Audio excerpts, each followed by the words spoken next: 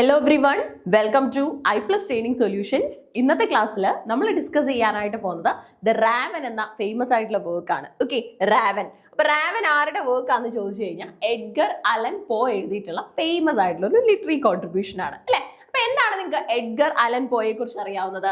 1809. Okay, 1809 മുതൽ 1849 വരെ ആയിരുന്നു കാലഘട്ടം.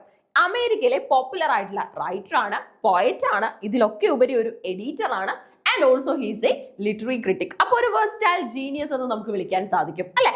And who is best known for his poetry and short stories, particularly his tales involving mystery and macabre. അല്ലെ, അപ്പൊ വ്യത്യസ്തമായിട്ടുള്ള തീംസും ഐഡിയാസും ഒക്കെ ഇൻക്ലൂഡ് ചെയ്ത് റൈറ്റിംഗ്സിൽ നിന്നിരുന്ന ഒരാൾ തന്നെയാണ് ആരെന്ന് പറയുന്നത് നമ്മുടെ എഡ്ഗർ അലൻ പോ അല്ലെ. റൈറ്റർ ആണ്, പോയറ്റ് ആണ്, എഡിറ്റർ ആണ്, അതുപോലെ തന്നെ ലിറ്റററി ക്രിട്ടിക് ആണ്. He is widely regarded as one of the central figures of Romanticism. റൊമാൻറ്റിസിസത്തിന്റെ ഒരു സെൻട്രൽ ഫിഗർ ആണ് Gothic fiction in United States and of early American literature. അല്ലെ, he is widely regarded as one of the central figures of Romanticism and Gothic fiction in the United States and of early American literature. Early American literature സ്പീറും ഒക്കെ എടുത്തു കഴിഞ്ഞാൽ അവിടെയൊക്കെ തന്നെ നമുക്ക് കൃത്യമായ ഒരു സ്ഥാനം ഉറപ്പിച്ച എഴുത്തുകാരൻ എന്ന് വിശേഷിപ്പിക്കാൻ സാധിക്കുന്ന ആളാണ് എഡ്ഗർ അലൻ പോ. ഓക്കെ, എഡ്ഗർ അലൻ പോ. റാവൻ എന്ന വർക്കിനും അതിൻ്റെതായ പ്രത്യേകത ഉണ്ടാവാനുള്ള റീസൺ എന്ന് പറയുന്നത് റൈറ്റേഴ്സ് ജീനിയസ് തന്നെയാണ്. Okay, The Raven by Edgar Allan Poe explores a grieving student's descent into madness. Okay, focusing on the themes of loss, memory, grief, and the conflict between reason and irrationality. Okay, കൃത്യമായിട്ട് ശ്രദ്ധിച്ചിരിക്കണേ, കാരണം ഈ റാവനിൽ നിന്ന് നമ്മൾ കുറച്ച് ചോദ്യങ്ങൾ short time ആയതുകൊണ്ട് തന്നെ കുറച്ച് ചോദ്യങ്ങൾ പിക്ക് ഔട്ട് ചെയ്തിട്ടുണ്ട്. ആൻഡ് ഇത് ശ്രദ്ധിച്ചു കഴിഞ്ഞാൽ നിങ്ങൾക്ക് ആ ചോദ്യങ്ങൾ താഴെ വരുന്ന സമയത്ത് പെട്ടെന്ന് ഉത്തരം കൊടുക്കാൻ പറ്റും. ഓക്കെ, കാരണം എന്ന് പറഞ്ഞാൽ നിങ്ങൾക്ക് ഇവിടെ ഈ ഒരു ഏരിയയിൽ നിന്ന് തന്നെയുള്ള ചോദ്യങ്ങളാണ്, ഡയറക്റ്റ് ചോദ്യങ്ങളാണ്. അപ്പം ഇത് പഠിച്ചു കഴിഞ്ഞാൽ കൂടെ നിങ്ങൾക്ക് ആ ക്വസ്റ്റ്യൻ ചെയ്യാനായിട്ട് സാധിക്കും. ഓക്കെ, അപ്പൊ റാവൻ എന്ന് പറയുന്നത് ഒരു സാഡ്നെസ്സിനെ ബേസ് ചെയ്തിട്ടുള്ള കവിത, ഒരു വർക്ക് തന്നെയാണ് അല്ലെ, ഒരു കവിത തന്നെയാണ്. അതിനകത്ത് റീസണും ഇറാഷണാലിറ്റിയും എല്ലാം നമുക്ക് കാണാൻ സാധിക്കും. അതുപോലെ തന്നെ nevermore against bust of വൈൻ Pallas, ultimately showing sorrow overcoming hope and vanity അല്ലെ. അപ്പൊ ശരിക്കും പറഞ്ഞാൽ ഈ സോറോ എന്ന് പറയുന്നത് പലതിനും, അതായത് നമ്മുടെ ജീവിതത്തിലെ നല്ല പ്രതീക്ഷയ്ക്ക് മുമ്പുള്ള ഒരു വലിയ ഒരു ഡാർക്ക്നെസ് ആയിട്ട് അങ്ങ് നിൽക്കുക അല്ലെ. അതായത് അതിനെ അതിജീവിച്ചെങ്കിൽ മാത്രമേ നമുക്ക് ആ നല്ലതിലോട്ട് പോകാൻ സാധിക്കൂ. എങ്ങനെ അതിനെ അതിജീവിക്കാൻ സാധിക്കും, അതിന് നമ്മൾ എന്ത് ചെയ്യേണ്ടി വരും അല്ലെ. It's a big thing to deal with. Edgar Allan Poe's famous poem the raven was first published in ന്യൂയോർക്ക് York, Evening Mirror on January 29, 1845, bringing Poe immediate national fame for its haunting narrative and unique rhythm. അല്ലെ, കൊണ്ടുവന്നിട്ടുള്ള ഒരു haunting നറേറ്റീവിന്റെ പേരിലും അതുപോലെ തന്നെ unique ആയിട്ടുള്ള റിതത്തിന്റെ പേരിലും Raven എന്ന് പറയുന്നത് എവർ ടൈം ഫേമസ് ആയിട്ടുള്ള ഒരു കവിത തന്നെയാണ്. ഓക്കെ, അതായത് ഒരു സ്റ്റുഡന്റിന്റെ പെർസ്പെക്റ്റീവ് കൂടെ ആയതുകൊണ്ട് കുറച്ചും കൂടെ ഓഡിയൻസിന് അപ്പീലിംഗ് ആയിട്ട് അതിനോട് ഒരു ഫീലിംഗും ഉണ്ടാകുന്നുണ്ട്. ഓക്കെ, ആൻഡ് ഓൾസോ ഇതിന്റെ കീ പോയിന്റ്സ് പറയാനാണെങ്കിൽ narrator's torment over lost Lenore, the Raven's symbolic role as an eternal reminder of death and despair, and the poem's haunting musicality and dark atmosphere. അല്ലെ, കവിത കൊണ്ടുവരുന്ന ഒരു haunting മ്യൂസിക്കാലിറ്റിയും dark അറ്റ്മോസ്ഫിയറും ഒക്കെ ഉണ്ട്. അതുപോലെ തന്നെ നമുക്ക് മനസ്സിലാക്കി എടുക്കാൻ സാധിക്കുന്ന മറ്റൊരു കാര്യം എന്ന് പറയുന്നത് കവിതയിൽ ഉടനീളം ഒരു സോർട്ട് ഓഫ് എന്താ പറയാ, ഒരു വിഷമം നിറഞ്ഞു നിൽക്കുന്നതായിട്ട് കാണാൻ സാധിക്കും. അതുപോലെ തന്നെ ഈ ഗോത്തിക് ഫിക്ഷൻ മാത്രമേ നമ്മൾ കണ്ടിട്ടുള്ളൂ അല്ലെ. ഗോത്തിക് ടൈപ്പ് നോവലുകളായിരിക്കും നമുക്ക് കൂടുതൽ പരിചയം. എന്നാൽ ഗോത്തിക് ഫിക്ഷൻ മാത്രമല്ല, ഗോത്തിക് ആംഗിളിലുള്ള കവിതകളും ലിറ്ററേച്ചറിൽ എക്സിസ്റ്റ് ചെയ്യുന്നുണ്ട്. അതിനുള്ള ഒരു പൂർണ്ണമായ ഉദാഹരണം തന്നെയാണ് റാവൻ എന്ന് പറയുന്നത്. Okay, the Raven. ഇനി ഇതിന്റെ ഐഡിയാസ് ഒക്കെ നമുക്കൊന്ന് നോക്കാവേ. റാവനുമായിട്ട് ബേസ് ചെയ്ത് കുറച്ച് ഐഡിയാസ് ഒക്കെ നമുക്കൊന്ന് നോക്കണ്ടായോ? എങ്ങനെയായി ഈ ഒരു വർക്ക്, എന്ത് ഐഡിയ ഇതിനകത്ത് വരുന്നത്? സോ നമുക്ക് അതിലോട്ട് പോവാം. തീംസ് വരുമ്പോൾ ഗ്രീഫ് ആൻഡ് ലോസ് വലിയൊരു തീമാണ്. Narrator is consumed by unending sorrow for his dead beloved Lenore. Lenore എന്ന പേര് പറയുന്നുണ്ട്. Making his memories a tormenting burden, madness and despair. The poem charts the speaker's spiral from rational enquiry to frantic despair as a Raven single word never more crushes his hope. അല്ലെ, Raven പറയുന്ന ആ ഒരു single word never more എന്ന് പറയുന്നതാണ് ആ ഒരു വ്യക്തിയുടെ സ്പീക്കറിന്റെ ഹോപ്പിനെ ഏറ്റവും കൂടുതൽ എന്ത് ചെയ്തത്, ക്രഷ് ചെയ്തത്. റീസൺ എന്ന് പറഞ്ഞാൽ never more, that means it's not been possible. Okay, it's going to happen, not going to happen. rationality versus irrationality. The ravens perch on the bust of Pallas, wisdom. Okay, Pallas എന്ന് പറഞ്ഞു കഴിഞ്ഞാൽ എന്താന്ന് ചോദിച്ചാൽ wisdom എന്നാണ് കേട്ടോ. ഇതുപോലുള്ള ചില വാക്കുകൾ ചില റൈറ്റേഴ്സ് അവരുടെ കവിതകളിൽ കൊണ്ടുവരാറുണ്ട്. ഇങ്ങനെയാണ് നമ്മുടെ ശശി തരൂർ ഒക്കെ ലാംഗ്വേജ് വൊക്കാബുലറി അല്ലെ ലാംഗ്വേജ് വൊക്കാബ് എൻറിച്ച് ചെയ്തു എന്ന് നമ്മൾ പറയുന്നത്. ഇങ്ങനെയുള്ള പുതിയ വാക്കുകളൊക്കെ എന്ത് ചെയ്യും, ആഡ് ചെയ്ത് വെക്കും അല്ലെ. അപ്പൊ പാലാസ് എന്ന് പറഞ്ഞു കഴിഞ്ഞാൽ വിസ്ഡം എന്നാണ്. Symbolises the Tramp of chaos and the dark emotion, the raven over reason. പാലാസ് അല്ലെ. റാവൻ എന്ന് പറഞ്ഞാൽ ഇവിടെ ഇമോഷൻ എന്നും അതുപോലെ തന്നെ റീസൺ എന്ന് പറഞ്ഞു കഴിഞ്ഞാൽ ഇവിടെ പാലാസ് എന്ന വേർഡിലൂടെയുമാണ് അഡ്രസ് ചെയ്യുന്നത്. മെമ്മറി ആൻഡ് ഫോർഗെറ്റ്ഫുൾനെസ് ഉണ്ട് അല്ലെ. The central struggle is the narrator's inability to forget Lenore.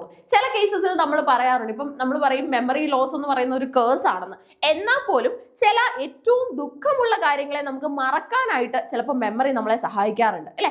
ഏറ്റവും വിഷമം നിറഞ്ഞ സാഹചര്യങ്ങളെ മറക്കാനായിട്ട് നമ്മളെ മെമ്മറി സഹായിക്കാറുണ്ട്. With the raven embodying his inescapable painful remembrance അല്ലെ. ഒരു ഇൻഎസ്കേപ്പബിൾ ആയിട്ടുള്ള പെയിൻഫുൾ ആയിട്ടുള്ള റിമംബറൻസ് ആണ് ഇവിടെ നമുക്ക് കാണാൻ സാധിക്കുന്നത്. Key symbols and literary devices. Raven, a dark omnious symbol of death, evil and unending grief, possibly a demonic messenger or a projection of the speaker's own despair. Okay, ഈ Raven ഇവിടെ act ചെയ്യുന്നത് എങ്ങനെയാണെന്ന് ചോദിച്ചു കഴിഞ്ഞാൽ ഒരു നമ്മൾ ഈ എന്താണ് ഫോർ ഷാഡോയിങ് എന്ന് പറയുമല്ലോ, എന്ന് പറഞ്ഞാൽ മുന്നോട്ടിനി എന്തായിരിക്കും സംഭവിക്കാൻ പോകുന്നതെന്നുള്ളത് ചെറിയൊരു ഹിന്റ് നമുക്ക് കിട്ടും അല്ലെ.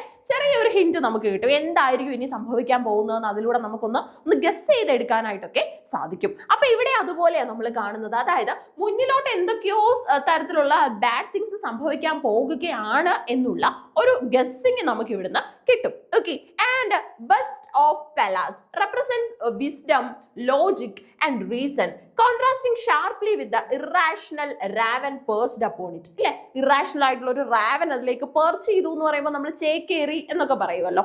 Nevermore, the raven single repeated word which the speaker projects meaning onto, ultimately signifying finality and hopelessness. അല്ലെ, അതായത് ക്ലൈമാക്സ് ആയി ഇനി നമ്മൾ പ്രതീക്ഷിക്കേണ്ട. ചില കേസസ് നമ്മൾ പറയുമല്ലോ ലാസ്റ്റ് വരെ നോക്കാം, എന്താവുന്നു നമുക്ക് എന്തായാലും ഒന്ന് നോക്കാം എന്നൊക്കെ പറയും. അപ്പൊ ഇവിടെ റാവന്റെ നെവർമോർ എന്ന് പറയുന്ന വാക്ക് സ്പീക്കറിന് കൊടുക്കുന്ന ഐഡിയ എന്ന് പറയുന്നത് ഇനി പ്രതീക്ഷിക്കേണ്ട, പ്രതീക്ഷകളെല്ലാം അസ്തമിച്ചു, ഇനി പ്രതീക്ഷിച്ചിട്ട് കാര്യമില്ല എന്നുള്ള ഒരു പോയിന്റ് ആണ്. Okay, and Lenore, the lost love representing idealized beauty and the source of the narrator's profound suffering. Setting പറയാനാണെങ്കിൽ dreary chamber, December night ആണ്. ഓക്കെ, മന്ത് ആ ഒരു ക്ലൈമറ്റ് എന്ന് പറയുന്നത് ഇത്ര ഹോണ്ടിങ് ആവാനുള്ള റീസൺ എന്ന് പറയുന്നത് തണുപ്പും ഇരുട്ടും ഒക്കെ നിറഞ്ഞതുകൊണ്ട് തന്നെയാണ്. Creates a melancholic supernatural atmosphere reflecting the narrator's inner turmoil. അല്ലെ, നറേറ്ററിന്റെ ആ ഇന്നർ ടെർമോയിൽ റിഫ്ലക്ട് ചെയ്യുന്ന തരത്തിൽ അത്രയും ഒരു നിഗൂഢത നിറച്ചുകൊണ്ട് തന്നെയാണ്. അതായത് നമ്മൾ എല്ലാത്തിനെയും ഇങ്ങനെ അൺറാപ്പ് ചെയ്തെടുക്കണം. ഓക്കെ, ആ ഒരു രീതിയിൽ എല്ലാം റാപ്ഡ് ആയിരിക്കും, പൊതിഞ്ഞു വെച്ചിരിക്കുന്ന രീതിയിലായിരിക്കും. നമ്മുടെ റെസ്പോൺസിബിലിറ്റി ആണ് ഈ കാര്യങ്ങളുടെയൊക്കെ പിന്നിലുള്ള ട്രൂത്തിനെ അൺബോക്സ് ചെയ്യുക എന്നുള്ളത്. ഓക്കെ, ആ ഒരു രീതിയിലാണ് അറേഞ്ച്മെന്റ് വരുന്നത്. Overall message: the poem depicts how overwhelming grief and obsession with loss can destroy the mind, turning a seemingly rational person into one consumed by darkness and madness, forever trapped by the echo of nevermore. Okay, ഈ nevermore എന്ന് പറയുന്ന കാര്യം ഇങ്ങനെ repeat ചെയ്ത് അവിടെ നിൽക്കുന്നത് നമുക്ക് കാണാൻ സാധിക്കും. nevermore. Okay, and what is the name of the lost love the narrator mourns in Raven? Okay, നമ്മുടെ ഇനി ചോദ്യങ്ങളിലേക്ക് വരുക. ഇപ്പൊ നിങ്ങൾക്ക് കവിത എന്താണെന്ന് മനസ്സിലായി അല്ലെ. പിന്നെ നമ്മൾ പറഞ്ഞായിരുന്നു ഒരു 5 ചോദ്യങ്ങളും കൂടെ ചെയ്യുന്നുണ്ട്. എപ്പോഴും ആ പാറ്റേൺ ആണ് നല്ലത്. നിങ്ങൾ ഒരു ടോപ്പിക്ക് പഠിക്കാൻ എടുത്താലും ടോപ്പിക്ക് പഠിച്ചതിന് ശേഷം എന്തെങ്കിലും ചോദ്യം അവിടെ നിന്ന് കിട്ടുമോ എന്നൊന്ന് നോക്കണം. ഓക്കെ, അങ്ങനെയാണെങ്കിൽ നമുക്ക് ആ പഠിച്ചത് അപ്പൊ തന്നെ ഒന്ന് അപ്ലൈ ചെയ്ത് നോക്കാനായിട്ടുള്ള ഒരു അവസരവും കൂടെ കിട്ടും. ചോദ്യം നോക്കിക്കേ, what is the name of the lost love the narrator Mons in the Raven? ഈ റാവനിൽ ആരെ നഷ്ടപ്പെട്ടതിനാണ് നമ്മുടെ സ്പീക്കർ ഇങ്ങനെ വിഷമിക്കുന്നത്? ആരെ നഷ്ടപ്പെട്ടതിനാണ്? ലവറിനെ നഷ്ടപ്പെട്ടതിനാ അല്ലെ. അപ്പൊ ലവറിന്റെ പേരെന്താണ്? Lenore, Annabelle, എലനോറ, മൊറേല. ഏത് പേരാ ഇതിനകത്ത് വരുന്നത്? നമ്മുടെ കവിതയിൽ തന്നെ പറയുന്നുണ്ട് ലെനോർ ഇല്ലെ. Narrator is reading to forget her and the raven's answers reinforce his sorrow over her loss. ഇല്ലെ, നറേറ്റർ ഈ ലെനോറിനെ മറക്കാനാണ് ശ്രമിക്കുന്നത്. പക്ഷെ റാവൻ അവിടെ അപ്പിയർ ചെയ്തിട്ട് റാവൻ ഇങ്ങനെ ആ കാര്യങ്ങളെ കുറിച്ച് കൂടുതലായിട്ടും ഇൻട്രൂഡ് ചെയ്യുന്നത്, അതിലേക്ക് ഇടപെടുന്നത് കാരണം the man is just again remembering about his lost love. Okay, so the name of the lost love is Lenore, Lenore. Next question നോക്കിക്കേ, നമ്മുടെ രണ്ടാമത്തെ ചോദ്യമാണ്.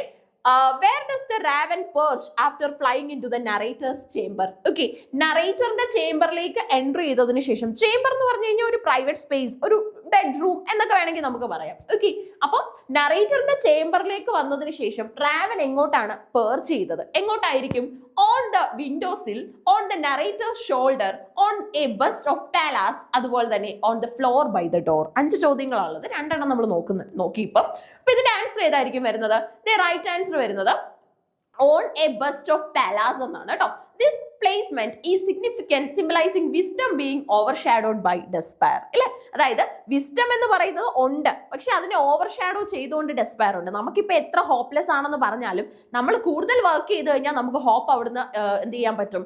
നമുക്ക് പേർച്ച് ചെയ്ത് എടുക്കാൻ പറ്റും, അല്ലെ, അല്ലെങ്കിൽ സീക്ക് ഔട്ട് ചെയ്യാൻ പറ്റും. സോ ഇവിടെ നമുക്ക് ഒന്നും അങ്ങോട്ട് പറയാൻ പറ്റുന്ന ഒരു സാഹചര്യം ഈ കവിതയിലുള്ളത്, അല്ലെ. ഒപ്റ്റിമിസ്റ്റിക് ആണോ എന്ന് ചോദിച്ചു കഴിഞ്ഞാൽ അതുണ്ട് എന്ന് ദൂരത്ത് നമുക്ക് എവിടെയോ കാണാൻ സാധിക്കും. പെസിമിസം ആണ് കവിതയെ ഫുൾ കവർ ചെയ്ത് നിൽക്കുന്നത്. ഓക്കെ, അപ്പൊ ഇവിടെ ആൻസർ വരുന്നത് ഓൺ ദ ബെസ്റ്റ് ഓഫ് പാലാസ് എന്നുള്ളതാണ് കേട്ടോ. അവിടേക്കാണ് ഈ പറയുന്ന റാവൻ പേർച്ച് ചെയ്യുന്നത്. Next question. What is the Raven's single repeated response to the narrator's desperate questions? ഇതാണ് നമ്മുടെ സെറ്റിന്റെ ആ ഒരു PYQ. ഓക്കെ, സെറ്റിന്റെ PYQ. ബാക്കിയൊക്കെ എക്സ്പെക്ടഡ് കാറ്റഗറിയിൽ നമുക്ക് ഉൾപ്പെടുത്താം. കാരണം ഇനി ഇത് തന്നെ ചോദിക്കണമെന്നില്ല കവിതയിൽ നിന്ന്, അല്ലെ, വേറെ ഏതെങ്കിലും ചോദ്യം ചോദിക്കാനുള്ള സാധ്യതയുണ്ട്.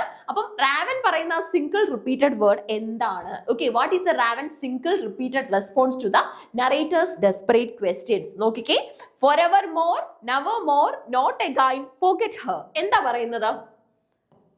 ബിലൗഡിനെ കുറിച്ച് nevermore. This refrain deepens the narrator's madness as he asked increasingly painful questions about Lenore. അല്ലെ, നെവർ മോർ എന്ന് പറയുമ്പോൾ വീണ്ടും റാവന് കുറച്ച് ആൻസേഴ്സ് ഒക്കെ കൊടുക്കാൻ പറ്റും എന്നുള്ള രീതിയിൽ നമ്മുടെ പാവം നറേറ്റർ വീണ്ടും വീണ്ടും കുറെ ക്വസ്റ്റ്യൻസ് ആ ചോദിക്കുന്നത്. ലെനോർ തിരിച്ചു വരുമോ? ലെനോറിനെ ഇനി എനിക്ക് കാണാൻ പറ്റുമോ?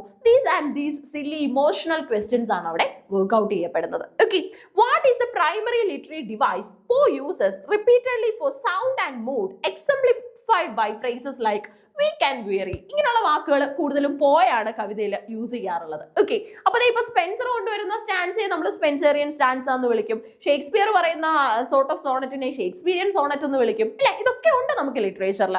അങ്ങനെയാണെങ്കിൽ ഈ ഒരു മൂഡ് മെയിൻറ്റെയിൻ ചെയ്യാനായിട്ട് പോ യൂസ് ചെയ്യുന്ന സൗണ്ട് ആൻഡ് മൂഡ് മെയിൻറ്റെയിൻ ചെയ്യുന്ന ഫ്രേസുകളെ എന്താ വിളിക്കുന്നത്? വീക്ക് ആൻഡ് വേറി പോലെയുള്ളത് അല്യൂഷൻ എന്നാണോ, മെറ്റഫർ എന്നാണോ, അലിട്രേഷൻ എന്നാണോ, അതോ പേഴ്സോണിഫിക്കേഷൻ എന്നാണോ? So the right answer is actually alliteration. നോക്കിക്കേ, ഈ സൗണ്ടുകൾ ഒരുപോലെയല്ലേ? അലിട്രേഷന്റെ കണ്ടീഷൻ തന്നെ അതാണ്. ഇപ്പം വീക്ക് എന്ന് പറയുമ്പോൾ ഫസ്റ്റ് സൗണ്ട്, ഇനി അതുപോലെ തന്നെ വിയറി എന്ന് പറയുമ്പോൾ ഫസ്റ്റ് സൗണ്ട്. ഇവിടെയൊക്കെ സൗണ്ട്സ് ഒരുപോലെയാണ് പോകുന്നത്, ചെറിയ സ്ലൈറ്റ് ചേഞ്ചസ് മാത്രമേ കാണാൻ പറ്റത്തുള്ളൂ, അല്ലെ. അപ്പൊ ഇത് എന്തിനുള്ള എക്സാമ്പിൾ ആണെന്ന് ചോദിച്ചാൽ അലിട്രേഷൻ ആണ് കേട്ടോ, അലിട്രേഷൻ. ഓക്കെ, അപ്പൊ നമുക്ക് നമ്മുടെ ലിറ്ററേച്ചറിൽ ഇതുപോലെയുള്ള വ്യത്യസ്തമായിട്ടുള്ള ഡിവൈസുകൾ ഉണ്ട്. കവിതയുടെയൊക്കെ ഭംഗിയും റിതവും ഒക്കെ കൂട്ടാനായിട്ടാണ് നമ്മളിത് ഉപയോഗിക്കുന്നത്. Poe uses this along with internal rhyme to create the poem's hypnotic melancholic tone. Okay, hypnotic ആയിട്ടുള്ള ഒരു melancholic tone മെയിൻറ്റെയിൻ ചെയ്യാനാണ് ഇവിടെ ശ്രമിക്കുന്നത്. അടുത്ത ക്വസ്റ്റ്യൻ നോക്കിക്കേ, ലാസ്റ്റ് ക്വസ്റ്റ്യൻ ആണ്. At the end of the poem, what is the lasting state of narrator's soul?